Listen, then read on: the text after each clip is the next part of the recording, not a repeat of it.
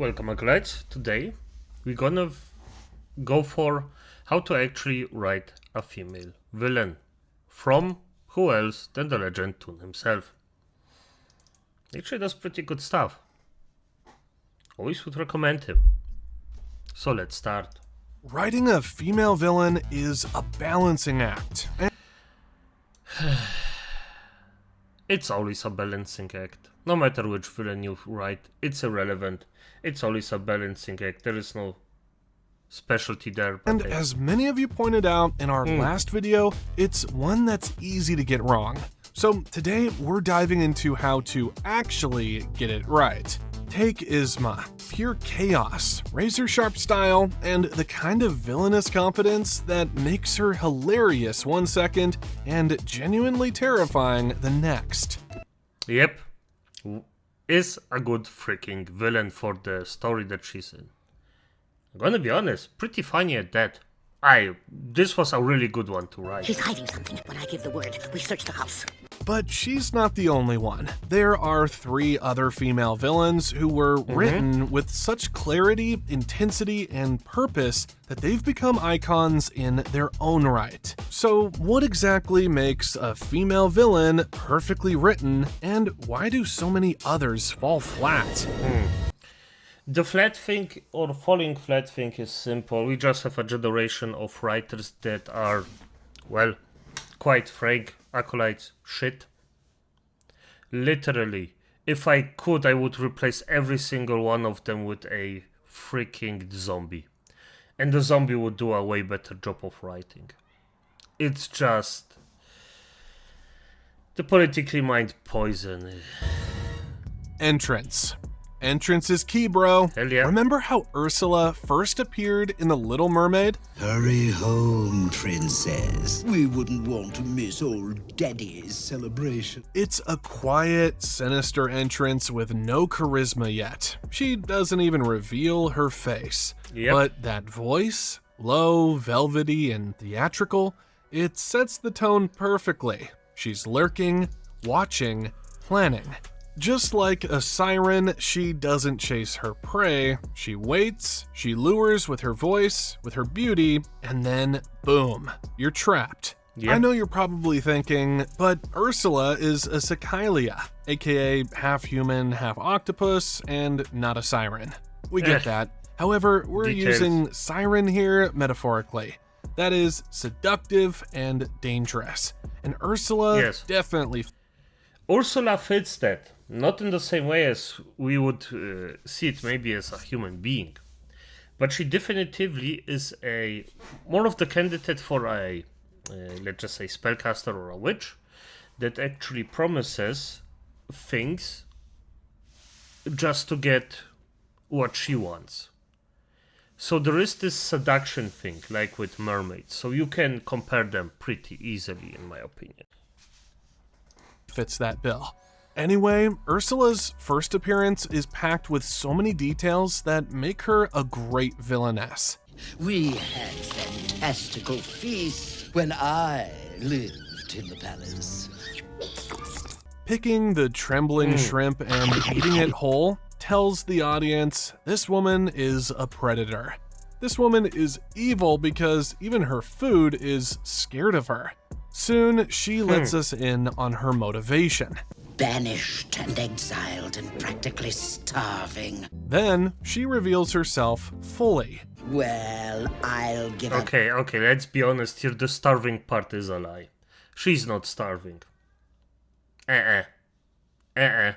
Something to celebrate soon enough. Ursula is based on the drag icon Divine, and everything about her oozes flair. She's massive and bold. The purple skin, the flaming red lipstick, the tentacles, and the exaggerated body language are all part of a performance. True. This theatricality is part of her psychological warfare. She demands your attention. She's not the kind of villain you could forget if you tried. She may be the key to Triton's undoing. doing. And her lair? An underwater cavern glowing with the souls of those she's already crushed. It is both terrifying and intimate. She doesn't need an army or a kingdom. She just needs one-on-one access to your weaknesses. Would make a charming addition to my little garden. First off, that's just an incredible villain entrance and an even better way to introduce the Siren. Seductive, confident, and terrifyingly in control. This is also evident when she finally meets Ariel. Who needs brute force or physical dominance when you can weaponize something far more potent? Desire. Well, Angelfish, the solution to your problem is simple. Ursula knows exactly what Ariel wants. Freedom, legs, a shot at love, and she uses all this as bait. That's the brilliance. That is why Ariel gives up her voice willingly in exchange for what she thinks will make her happy. Yep. And this is actually, from beginning to the end, a very good lesson about watch out for what you desire. And what you pay for it may not be worth the thing you want. Yes, the tentacled witch doesn't give her a chance to rethink. But I don't have I'm not asking much, just a token, really, a trifle. But it's obvious Ariel wanted what Ursula was offering, and this is the core of the villainess. She thrives by giving people what they want most, but always with a hidden cost. She doesn't force your hand, she lets you dig your own grave, and then laugh while you fall in. Yep. Ursula's character teaches us something fundamental. You see, writers today often give villains sympathetic backstories, such as abuse, betrayal, or neglect, to explain why they turned evil. And there's a place for that. I mean, it's alright. But Ursula doesn't need it. At least, not so much of it. What's her business with trauma when she just wants to overthrow King Triton and seize control of the ocean? She wouldn't play the victim card even though she was banished from the king's court. She wants more than that now. She's here to win. And that detachment from sympathy is powerful. Because not every villain needs to be a victim. Sometimes it's scarier when they're not. A prince! Yep. Daddy'll love that. But what's even better is that Ursula is a predator who has fun with her evil ways. And that gleeful cruelty, that's something too many female villains are never allowed to have anymore. I would say these days it's not just the female villains, it's also the male villains. It's just all around a sad thing that just happens to the villain kind in a whole, because at the end of the day, I mean, if you have just a villain that has fun with the entire thing, it's something different. Of course, a tragic villain is always nice. It's good to have. It depends on the structure. You can also have a villain that's just in the shadow, manipulates everything from there. Then you reveal it that it's just a freaking little freak that everybody was scared of, because you can have so much fun with it, but no, these days everyone's scared because you could harm the feelings of some random freak somewhere. I just despised it.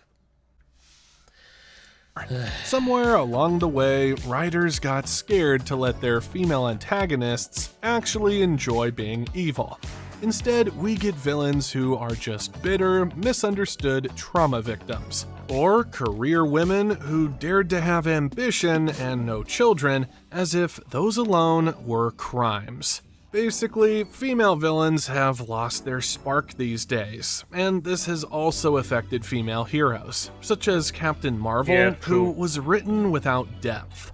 Just a stone-cold, emotionless, and unbeatable chick who could have probably done better as a villain. However, Ursula is different. Yeah, that's the ironic thing. When they write a freaking hero, they write one of the best villains ever. It's just so incredibly ironic. Because think about it. Just like Captain Marvel right now, if you just didn't say that she's a hero, just a villain, you would think it's a master manipulator. Honestly, think about it, Acolytes. She is evil. Pure and simple, yes. But she is also fun, and that's what makes her timeless. So if you're a writer crafting a female villain and want her to hit hard, remember this: don't make her chase power. Let her attract it. Like a siren on the rocks, she should sing so sweetly that people choose their own doom. Or better yet, to create a perfect, irresistible villainess, why not just take a note out of this next villain's book? Mother Gothel's weapon of choice is emotional control, turned up to the highest. Ursula... Yeah, the thing is, Mother Gothel, I never saw those films, so... might manipulate with her gifts and theatrics, but Gothel just needs a tower and her words. Look at you, as fragile as a flower. Still a little sapling. Her villainy is soft, slow, and intimate. She is the person you know versus the person that is. Mother Gothel is like the medieval version of Elizabeth Sparkle, vain and terrified of aging. The only difference, while Sparkle relied on the substance to preserve her youth, Gothel stole an innocent child and locked her away for life. Gothel broke into the castle, stole the child, and just like that, gone. From the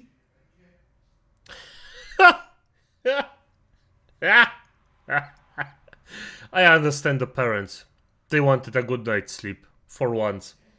So they just let her go. outside, Mother Gothel plays the role of a loving, if overprotective mother. Why can't I go outside? The outside world is a dangerous place. But it's a mask. We are the only ones who know her true intentions. Because at the beginning of the movie, she used a magic golden flower to prolong her youth. However, when that plant is uprooted and given to a young Rapunzel as medicine, Gothel kidnaps her. Unfortunately, Rapunzel doesn't know this. She is raised in complete isolation, locked in a tower for quote-unquote your own good. By the way, Rapunzel, if you would have been actually raised in isolation like this, this woman would be feral. I mean, she would go around and just asphyxiate people with her hair. This wouldn't be fun. I mean, it would be funny to watch, but it wouldn't be fun. You are not leaving this tower! But Gothel only values Rapunzel for the magical healing power hidden in her hair. Hence, she intensifies her manipulation to keep Rapunzel locked up forever. When the poor kid expresses a simple dream to see the floating lanterns, Gothel shuts her off. Mother knows best. Listen to your mother. It's a scary world out there. In a few minutes, Gothel delivers a masterclass in emotional manipulation. She guilt trips by making her feel like her feelings for Flynn are because she's naive. Not to mention the level of gaslighting that she subjected poor Rapunzel to. Why would he like you? Come on now, really? Look at you! You'll think that he's impressed. But let's not forget her passive aggression. Rapunzel's so mature now. Even compliments are double-edged. She would praise herself first, then just throw Rapunzel in as an afterthought. Textbook narcissistic behavior. Gothel destabilizes Rapunzel's confidence so thoroughly that Rapunzel apologizes for even wanting freedom. That's long-term psychological control. Yeah, it is. It's damaging as fuck, to be honest.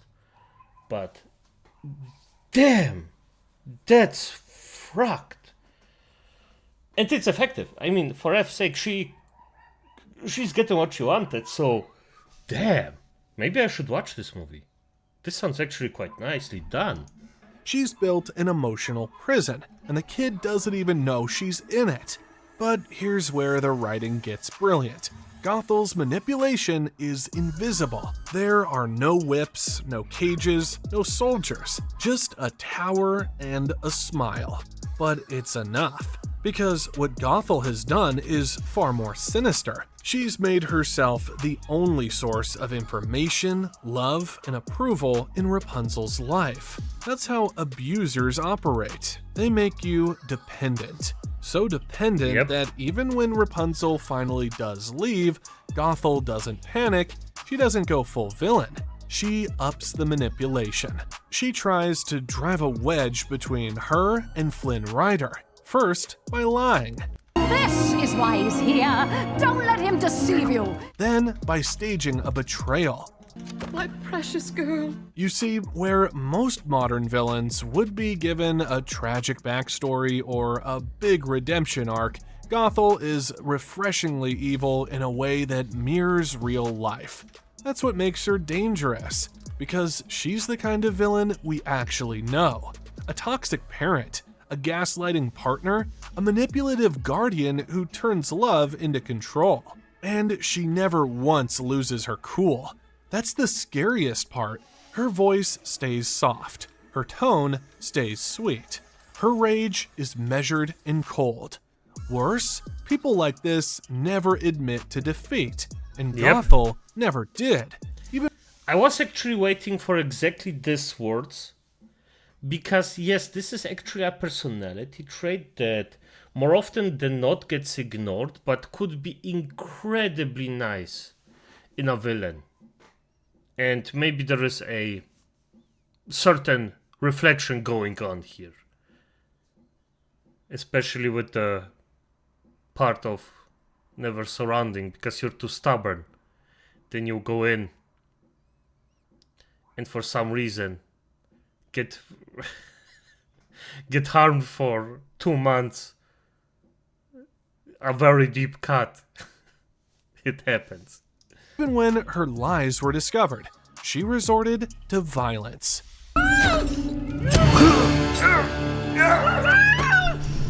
That said, what does Mother Gothel actually teach us about writing a perfect female villain? Writers seeking to craft truly compelling manipulators should focus on erosion over explosion, by subtly undermining the protagonist rather than resorting to overt destruction. This means letting the antagonist wear the hero down slowly, chipping away at their confidence and relationships. Much like how Gothel constantly eroded Rapunzel's self-worth with cutting remarks and feigned affection. The manipulator should also isolate the protagonist, not herself, becoming the absolute center of their world through constant presence and manufactured dependence. And by the way, this cutting on the self-confidence of someone chip by chip, that's actually something that a lot of people do and don't even know it. There are a lot of things in psychology that people do without knowing what they are doing, actually, not on purpose, let's just say it like that. But the chipping away on somebody's thingy-bob resistances is something that happens very often, not on purpose, as I said. It's not even malicious, it just happens. Because you see its effect over your life and you do it, repeat it. Pendants. We see this with Frollo and Quasimodo in The Hunchback of Notre Dame, where Frollo controlled Quasimodo's entire perception of the world from within the cathedral. Additionally, language is the manipulator's primary weapon, wielded with precision for guilt, sarcasm, and fake affection. Scar's insidious words to Simba in The Lion King, preying on his guilt and convincing him to run away, perfectly illustrate this verbal artistry. Finally, proximity is paramount. The manipulator should be the closest person in the hero's life, feeding them and kissing their forehead rather than luring them from a distance.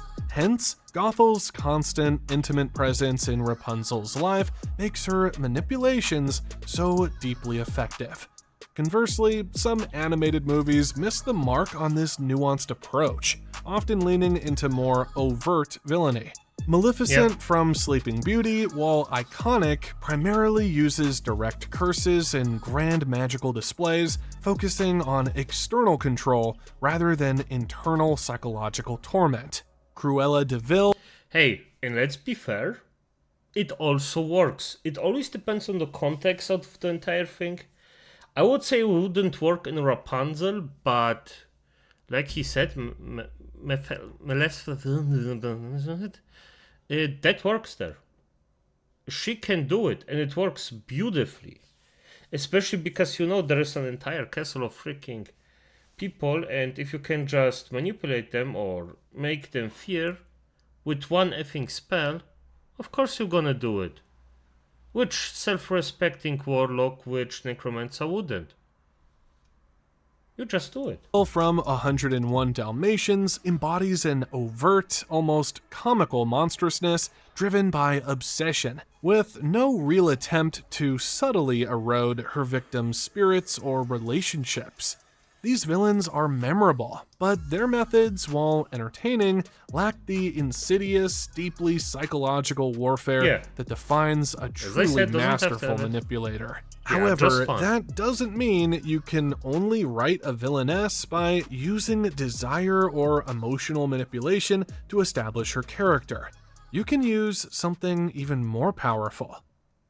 Style, ego, control, and pure theatrical chaos. Look, if you had to distill villainy into a single chaotic, bedazzled force of nature, it might look a lot like Yzma. You think? She's not seductive like Ursula, she's not psychologically manipulative like Gothel, she doesn't whisper or guilt trip. She is an eccentric and comical villain. Her style is characterized by her gaunt, angular design, bold purple vibe, and dramatically flamboyant, often feathered outfits and headwear. Extravagant, yes. These are my best shoes. Voiced by the legendary Eartha Kitt, Yzma's monologues are delivered with a captivating blend of theatrical purrs, sarcastic bite, and dramatic flair that perfectly complements her over-the-top villainy. That's it, Grant. That's it. I'll get rid of Cusco. Yzma has a crocodile moat. Pull the lever, Kronk. A secret lab where she cooks her magical poisons. She also has Kronk, a dim-witted yet good-hearted henchman, often serving as comedic relief with his inner monologues, impressive cooking skills, and surprising moral compass. Drink. Yzma is unpredictable, and best of all, she's never in on the joke. That's what keeps her funny and frightening. She's not trying to be funny, she takes herself and her plans completely seriously. Despite the eccentricities, she works brilliantly. Yes. And it's not even a pure contrast to Cusco at this point. It's actually an evil reflection of Cusco. Because both of them are dim-witted, and both of them think of them highly. The only reason or the only difference between them is their moral compass, basically. And it is a beautiful thing to see that the villain and the actual hero of the story can just, well, go in and work like this, being basically the effing same, without saying it. You just see it. And it works beautifully. It's just... And she is, as I said, she's one of the freaking best villains I ever seen. As a child, at least. Like, if it comes to being funny, actually good or good at the role that she presents. And doing her stuff. And manipulative to a certain degree. It's not master work, but hey. She has a dim-witted guy that actually follows her and does everything she wants. Because under all the glitter and bone-thin cheekbones is a serious villain with a serious goal. destroy the Emperor, and seize power. Yes. With him out of the way and no heir to the throne, I'll take over and rule the Empire. Brilliant! Writers often think that making a villain funny weakens their credibility, but Yzma proves the opposite. She's hilarious because she's scary, and scary because she's hilarious. And somehow, she's still a threat. Think about it, she nearly kills Cusco in the first 20 minutes, but mistakenly turns him into a llama instead. Yep. Oh, let's not forget how she betrayed her loyal servant, Kronk.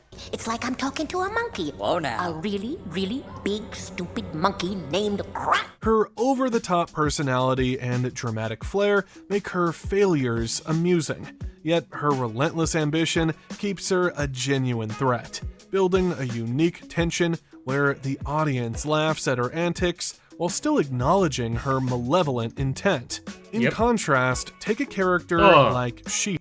Oh, come the... brother. Ooh. Ooh. Skeletons. For F's sake, just servants, just take this bollocks away from here. This is disgusting. Oh my... freak. Day after day off. Okay. Hulk, whose humor often aims for the same fourth wall breaking meta-comedy vibe as Deadpool. But while Deadpool balances absurdity with real emotional stakes, grief, vengeance, purpose, She-Hulk often struggles to land that balance. The jokes sometimes undercut the story instead of serving it. References to CGI or superhero cliches are clever, sure, but they can come at the cost of tension or character depth. Without an underlying sense of danger or narrative weight, the humor doesn't just lighten the tone, it erases the stakes. Yeah. Similarly... By the way, She-Hulk, if she punch or... I hope she actually hold back, because normally that woman should have been just obliterated with one punch. It just unlike didn't make sense Yzma, that she whose survived. comedic failures highlight her dangerous competence, She-Hulk's humor can sometimes undermine its character's if struggles this punches or you, the world. If someone who can do She-Hulk's this humor and can this sometimes punches undermine. you're done. You're not losing a tooth. You're losing everything. And its character's struggles or the world's established rules, making it difficult for the audience to take anything seriously, whether it's the stakes of a legal case or the protagonist's personal journey. The comedy in She-Hulk often feels like a shield against criticism or a distraction, rather than a natural extension of a compelling character or plot, thus failing to achieve the paradoxical success of Yzma's humor. Furthermore, Yzma uses identity to perfection. She's a brand. She's her own legacy. And that makes her... Wait. I never seen this happening, but I just realized Toon actually just compared a villain to a hero. And you might say, well, that doesn't make sense. Well, the way that She-Hulk is written might as well. As I said, if you just take the heroes that they wrote and pretend that they are master manipulators, suddenly it's a good written villain. My point stands. Magnetic or disgusting if you're Cusco. Whoa, look at these wrinkles. What is holding this woman together? But why does this work? Well, Yzma's world is unhinged. The humor is baked into the fabric of the film, so her wild energy fits. She belongs in the chaos, and she thrives in it. So if you want to write a villain like Yzma, here's what matters. She must have a serious goal. No matter how over-the-top her actions, her desire must be grounded. She must be dangerous, not just funny. Let her succeed occasionally. Let her almost win. She must take herself seriously. Yzma's obliviousness is what sells the comedy. not self-awareness. She must own her chaos, make her flaws part of her charm. Arrogance, impatience, theatrical flair, make them all intentional. But if Yzma is chaos dressed in couture, this next villain doesn't even wear a shirt. She is completely nude, and yet crafting her takes a genius level of writing.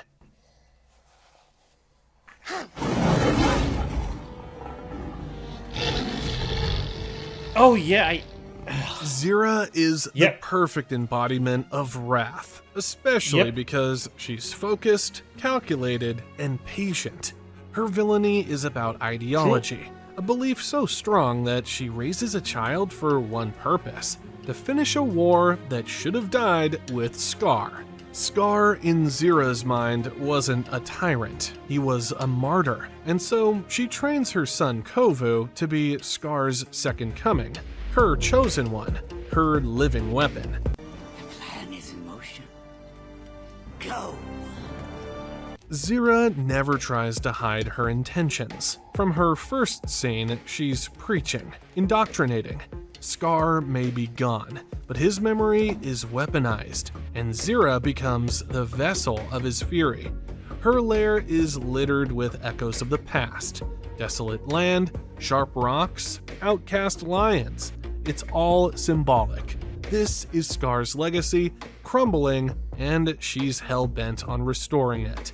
But the most dangerous thing about Zira is that she truly believes she's noble, that she's avenging injustice, that the Pride Lands were stolen, that Simba is the enemy.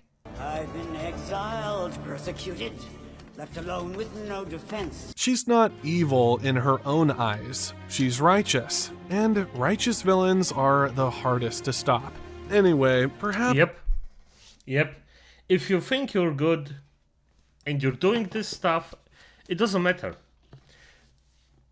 One of the biggest motivations you can actually have as a undead or human being, that's irrelevant, is if you think you're doing the right thing. And you can do a lot of very shady, bad, or even good things while doing it. And I mean a lot of bad things to actually... If you're willing, of course. If you're willing. And the thing is, the world that we live in is so grey. It's so massively grey that sometimes it looks like those people are correct. And that's actually quite, well, interesting in my opinion. Perhaps the craziest thing about Zira is how she weaponizes motherhood. Screw raising your son with love when you can build him into a weapon or a robot with a mission. What is your destiny? I will avenge Scar. Every bedtime story is about Scar. Every lesson is about hate. Every word of affection is tied to obedience. And when Kovu starts to question the plan, when he begins to see Kiara not as prey, but as a partner, Zira goes berserk and gives her son a scar.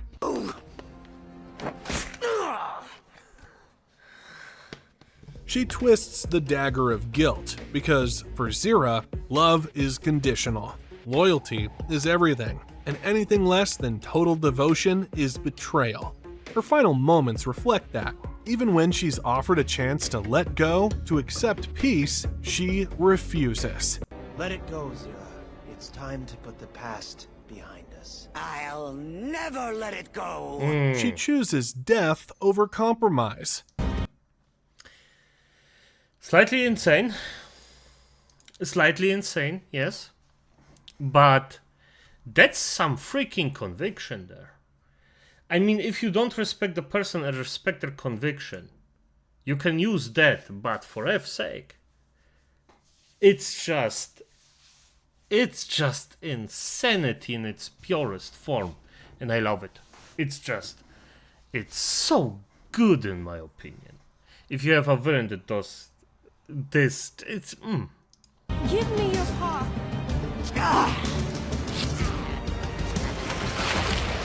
because to her, forgiveness is weakness, peace is surrender, and Scar's name demands blood. But why does writing a villain like Zira work so well? Well, for one, she's terrifying because she's organized, she's strategic, she plays the long game, and that makes her rare in the Disney canon. While many female villains rely on seduction, manipulation, or sheer spectacle, Zira is a soldier, a zealot. Her villainy is generational pain turned into doctrine, and her downfall is that she refuses to evolve. She clings to a world that no longer exists. She raises her cub inside that pain, and when the world moves on without her, she'd rather die than change. So, writers, take note, the mother of wrath doesn't need to be loud. She needs to be committed. Her danger comes from purpose, from belief, from the idea that she's saving the world, even if she has to burn it down to do it. But beyond these 4 types of villains, there are some very important things you need to know when writing a perfect female villain. If you want to understand why so many female villains today feel hollow, just look at how badly some female heroes are written. Take Captain Marvel. She's powerful, sure, but she feels untouchable, emotionally flat, and disconnected. Instead of a layered personality, we get a character that's sarcastic, stoic, and oddly smug.